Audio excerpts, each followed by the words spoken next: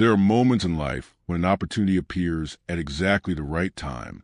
A phone call, a text message, an email, a business proposal, a new job, a financial opportunity, a relationship, a chance to start over.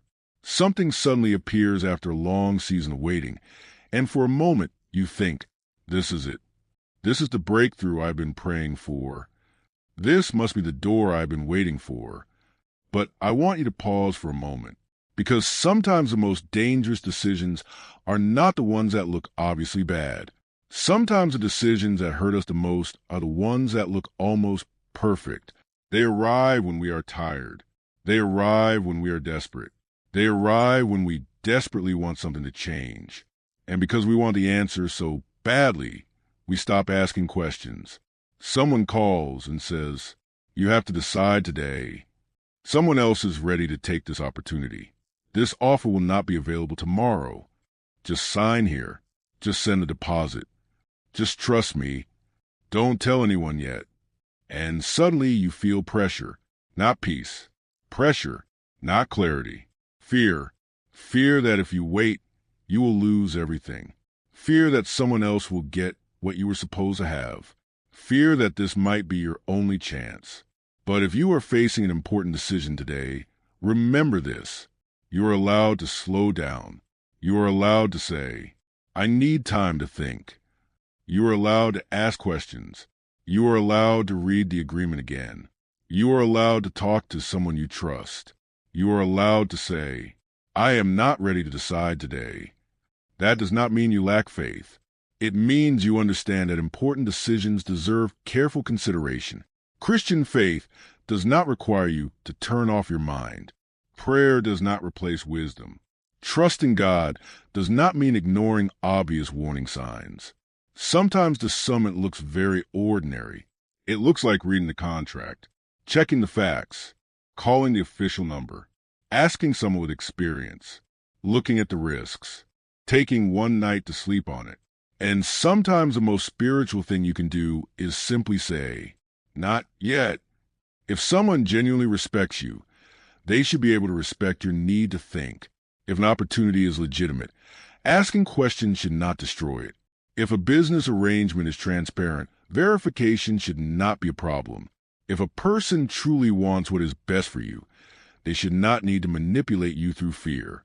So if something appears in your life tomorrow, perhaps around 1:15 in the afternoon, and it suddenly feels like the answer to every prayer you prayed, do not immediately assume you must accept it. Pause, breathe, pray, ask questions, check the facts, and then decide. Not because you are afraid of missing out, but because you want to make a wise decision. And if this message is speaking to you right now, take a moment and subscribe to this channel. Not because a button can change your destiny, but because if you want more Christian encouragement about faith, wisdom, discernment, and navigating difficult seasons, subscribing helps you stay connected to these messages. You can also leave a comment below and simply write, "I choose wisdom over fear." Let that be your reminder today. You do not have to chase every open door. You do not have to accept every opportunity. You do not have to prove your faith by making a decision under pressure. Sometimes the greatest wisdom is knowing when to wait. There is something important we need to understand about the feeling of uneasiness. Not every uncomfortable feeling is a supernatural warning.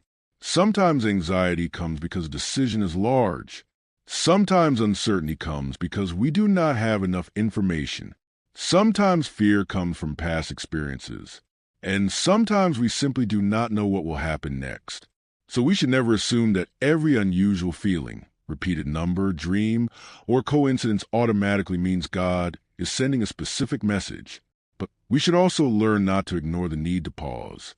There are at least 3 practical reasons to slow down when a major opportunity suddenly appears. The first is unusual pressure. Someone tells you that you only have 15 minutes. Someone tells you the offer expires at noon. Someone says you cannot talk to anyone else. Someone says, "If you really trusted me, you would decide right now." Be careful. Pressure does not automatically mean something is wrong, but pressure combined with secrecy confusion, manipulation, or financial risk deserves attention. The second reason is confusion. You do not fully understand what you are agreeing to. You do not know who is responsible. You cannot clearly explain how the money works. The terms keep changing. The promises are vague. The person avoids direct questions. You are told, don't worry about the details. But details matter. A good decision should survive careful questions. The third reason is fear of missing out. This may be one of the strongest forces affecting our decisions today. We see someone else succeeding. We hear about a business opportunity. We see a friend buying something. We hear that people are making money. And suddenly we think, if I do not act now, I will be left behind. But ask yourself, if I were not afraid of missing this opportunity, would I still want it? That question can reveal a lot. Imagine someone named Michael. Michael had been searching for a new job for several months. One morning at 10:35 a.m., he received a call. The company representative told him that the position paid significantly more than his previous job. It sounded perfect. Remote work, flexible hours, excellent salary, immediate start. But there was one problem. Michael was told he had to pay a processing fee before receiving his employment documents. The caller insisted, "You have to do it before 2 p.m. Michael felt excited, but he also felt uncomfortable. Instead of immediately saying, "This must be a sign that something evil is happening," he asked a practical question. "Can I verify this independently?" He checked the company website. He called the company through its official contact information. He searched for the position. He asked someone experienced in recruitment. The details did not match. Michael walked away. That was discernment. Not because he saw a mysterious number. Not because he had a supernatural vision. But because he slowed down long enough to investigate. This is important. Discernment is not the same as superstition. If you repeatedly see 333, 444, 111, or another number, you may choose to use that moment as a personal reminder to pray or reflect. But numbers cannot replace evidence. A repeated number cannot tell you whether a contract is fair. A coincidence cannot tell you whether an investment is legitimate. A dream cannot replace professional advice. And a feeling cannot replace facts. Faith and wisdom can work together. You can pray, "God, give me wisdom." And then you can make the phone call. You can pray, "God, help me recognize deception." And then you can read the agreement. You can pray, "God, lead me." And then you can ask someone mature and trustworthy for advice. That is not a lack of faith. That is responsible faith. So if you find yourself in a situation where someone is pushing you to act immediately, ask, what information am I missing? What happens if I say no? What happens if I wait? Who benefits from my immediate decision? Am I being given enough information? Can I verify these claims independently? And perhaps the most important question, would I recommend this decision to someone I love? If the answer is no, ask yourself why. Sometimes we give ourselves permission to do things we would never advise someone else to do. We tell ourselves, "It will probably be fine. I have a good feeling. I cannot miss this. Maybe this is my breakthrough." But wisdom says, slow down. If this kind of message helps you think more clearly about your faith and your decisions, subscribe to the channel and stay connected. And if you want, comment. I will not be pressured into my future. Let that be more than a comment. Let it become a principle. You do not have to allow someone else's urgency to become your emergency. You can slow down. You can pray. You can investigate. And you can choose wisely. Here is a simple principle I want you to remember. Call it the 10-minute rule. When something suddenly makes you extremely excited, extremely afraid, or extremely emotional, do not make the decision immediately. Give yourself 10 minutes. Put the phone down. Close the email. Step away from the conversation. Do not sign. Do not transfer money. Do not promise anything. Take 10 minutes. During those 10 minutes, ask yourself 7 questions. Question 1. What do I actually know? Not what you hope. Not what someone promised. Not what you assume. What do you actually know? Question 2. What do I not know? This is one of the most important questions. Many bad decisions are not based on false information. They are based on missing information. Question 3. If I were not afraid of missing this opportunity, would I still want it? Fear can make an ordinary opportunity look like the opportunity of a lifetime. Question 4. What would I tell someone I love to do? Imagine your younger brother is facing this decision, or your daughter, or your closest friend. Would you tell them, sign immediately? Or would you say, take your time and investigate? Question 5. What is the worst realistic outcome? Do not think only about the reward. Think about the consequences. Could you lose money? Could you become legally responsible for something? Could you damage your reputation? Could you become trapped in an agreement? Could this affect your family? Question 6. Can I verify this independently? If yes, verify it. If someone refuses to let you verify it, that refusal itself is information. Question 7. Can I pray and wait? If the answer is yes, wait. You do not have to solve everything today. You can even create a personal habit. Perhaps every day at 12:40 p.m., pause for a few minutes. Put your phone away. Close your eyes.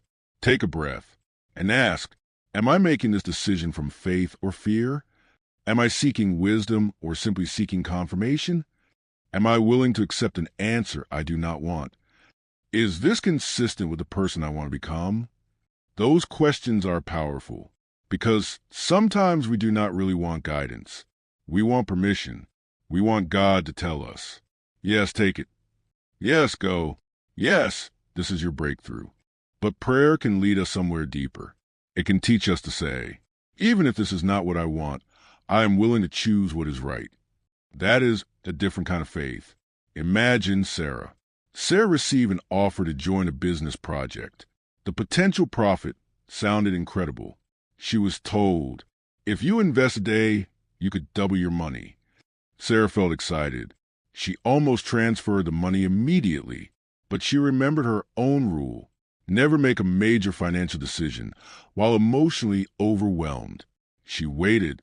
She researched. She asked questions. She reviewed the documents. She talked to someone with financial experience. She eventually discovered that the risks were far greater than the presentation had suggested. She walked away. Was she guaranteed to know the future? No. Did she receive a supernatural prediction? No. She simply gave wisdom enough time to catch up with emotion. That is what we need more of. Not panic, not superstition, not impulsive decisions, but space. Space to think, space to pray, space to ask, space to verify, space to breathe. If you have been making decisions too quickly, today can be the beginning of a new habit. When something important appears, say, I will think about it. If someone says, you have to decide right now, say, I understand. I still need time. If someone says, do not tell anyone, say, I need to talk to someone I trust. If someone says, if you miss this, you will regret it. Remember, you are allowed to choose peace over pressure. And if you appreciate messages that encourage you to live with faith while also using wisdom, subscribe to this channel. Turn on notifications if you want to receive future messages. Not because every video contains a prediction, not because a notification is a spiritual sign, but because staying connected to thoughtful encouragement can help you build healthy habits over time. You can comment, I choose patience. And remember, patience is not passivity. Patience is the strength to wait until you have enough clarity to act responsibly. Sometimes 10 minutes is enough. Sometimes you need 10 hours. Sometimes you need 10 days. For major decisions, you may need even longer. Do not allow another person's urgency to dictate the speed of your life. You do not need to run through every door simply because it opened. Sometimes you need to stand outside the door and ask, what is on the other side? There is something painful about a closed door, especially when you prayed for it to open. You wanted the job. You wanted the relationship. You wanted the business opportunity. You wanted the apartment. You wanted the breakthrough. You believed this was the answer. And then suddenly, no, rejected, canceled, delayed, gone. You may ask, God, why? But perhaps a closed door does not always mean rejection. And it does not necessarily mean that something supernatural happened. Sometimes a closed door is simply life. Sometimes an opportunity disappears because circumstances changed. Sometimes another person made a different decision. Sometimes you were not ready. Sometimes the opportunity was not right. And sometimes, yes, something that initially looked attractive may have contained risks you could not see. Imagine David. David was offered a partnership in a business. The presentation was impressive. The numbers looked beautiful. Everyone around him said, "You have to take this." But David had questions. The answers were vague. The documents were incomplete. The person kept telling him, "Trust me." David decided not to participate. A few months later, the project collapsed. David might say, "God protected me." And perhaps that is how he experienced it. But another interpretation is also important. David asked questions, recognized uncertainty, and made a careful decision. Both spiritual gratitude and practical wisdom can be present at the same time. This is why we should be careful with claims about signs. If you wake up at 4:17 a.m., you do not automatically know that God is warning you. If you see 444 repeatedly, you do not automatically know what it means. If you have an uneasy feeling, you do not automatically know that someone is your enemy. But you can use those moments as reminders to pause. You can say, "Something is on my mind. Let me pray." Then ask, "What exactly am I concerned about? What facts do I have? What facts am I missing? Is there something practical I need to investigate?" That approach protects both your faith and your judgment. Do not confuse a reminder to reflect with proof of a specific divine command. That distinction matters, because your future should not be controlled by random numbers. Your future should not be controlled by internet predictions. Your future should not be controlled by fear. And your future should not be controlled by another person's manipulation. Your faith can guide your values. Your wisdom can guide your choices. Your evidence can guide your understanding. Your trusted community can help you see what you cannot see alone. And your conscience can remind you when something does not align with who you want to be. Maybe you are facing a closed door right now. Perhaps you lost an opportunity. Perhaps someone walked away. Perhaps a plan failed. Do not immediately declare, "My life is over." Instead ask, "What can I learn? What can I improve? What should I do next? What new direction is now possible?" Sometimes the door closes because you need to grow. Sometimes because you need more preparation. Sometimes because another option will fit your life better. And sometimes there is simply no explanation. You do not have to manufacture a supernatural explanation for every event. Faith does not require pretending that we understand everything. Faith can also mean saying, "I do not know why this happened, but I will continue moving forward." That is courage. If you are currently waiting for something, do not create an artificial deadline for God. Do not say, "If nothing happens within 21 days, then God has forgotten me." There is no need to turn a spiritual life into a countdown clock. You can choose a 21-day period as a personal season of prayer, reflection, preparation, and action. For the next 21 days, perhaps you can pray every morning, update your resume, study something new, reach out to trustworthy people, review your finances, improve your skills, take care of your responsibilities, and remain open to opportunities. That is a healthy way to approach a waiting season. You cannot control the exact day a breakthrough arrives, but you can control whether you are prepared when it does.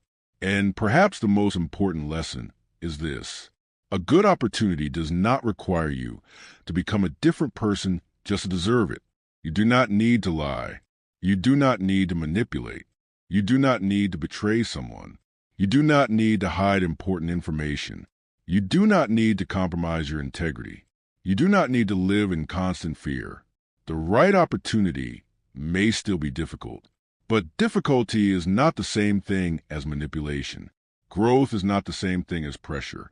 Challenge is not the same thing as deception. Learn to recognize the difference. And if this message is helping you see your situation differently, take a moment to subscribe to the channel. Share this message with someone who may be facing an important decision, not because sharing guarantees protection, but because sometimes one thoughtful reminder at the right moment can help someone slow down before making an impulsive choice. And remember this, a closed door is not always the end of the story. Sometimes it is simply the end of one chapter.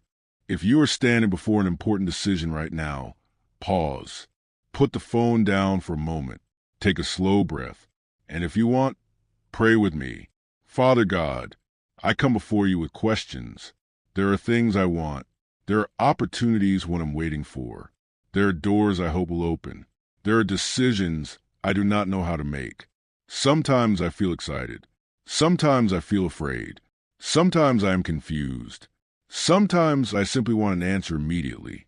But today, I ask you for wisdom. Help me not to confuse pressure with guidance. Help me not to confuse excitement with peace. Help me not to confuse fear with faith. Give me the courage to slow down when I need to slow down. Give me humility to ask for advice. Give me wisdom to verify what I am told. Give me strength to walk away when something is not right. If an opportunity is good for me, help me approach it with wisdom. If an opportunity is not right for me, help me release it without fear.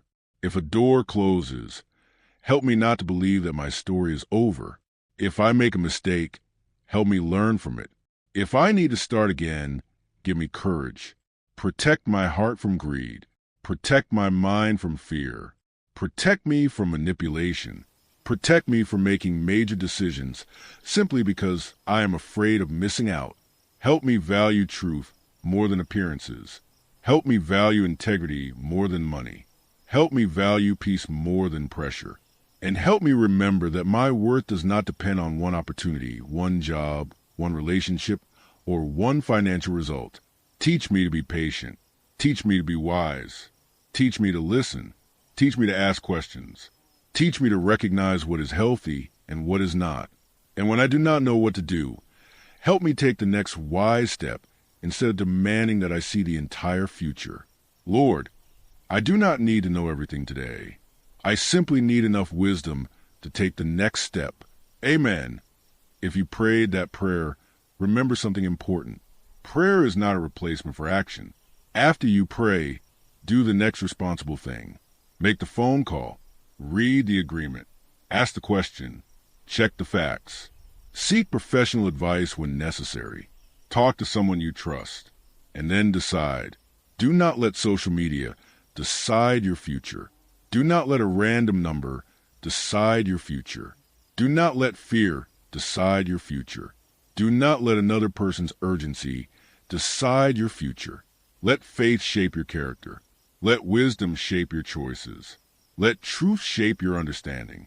And let patience give you enough space to make decisions you will not regret later.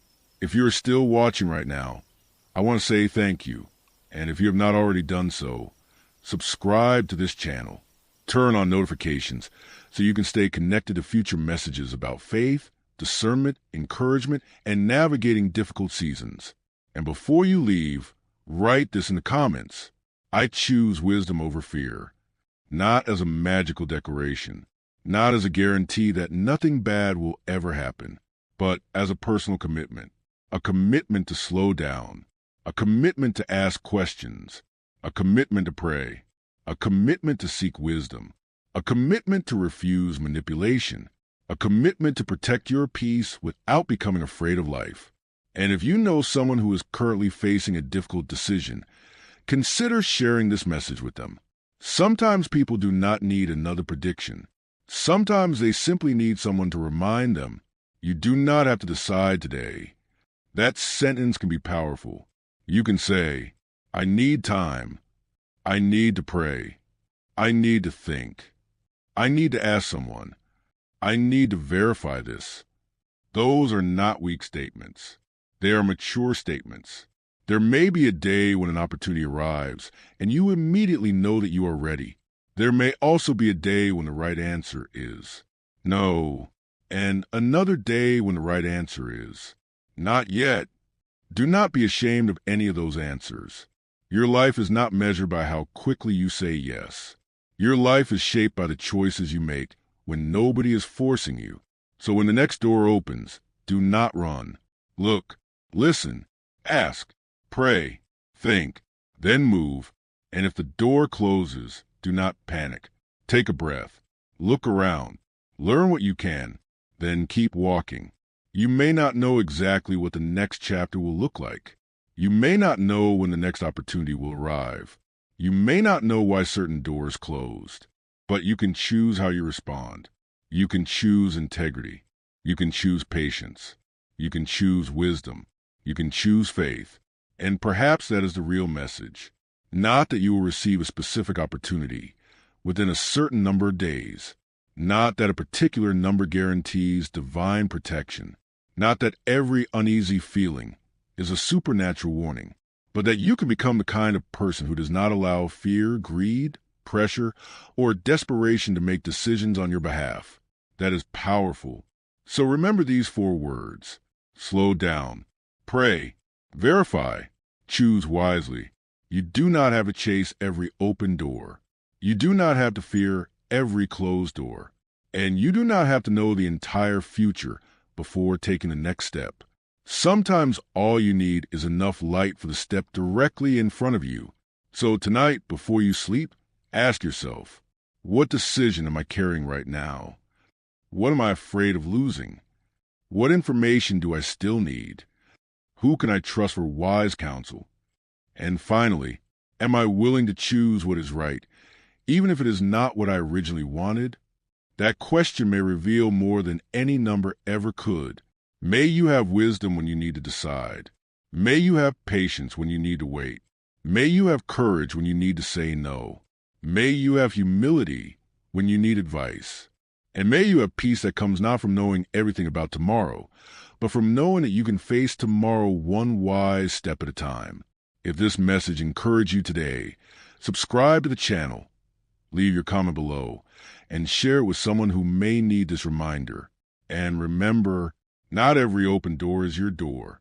Not every opportunity is your opportunity. And not every delay is a denial.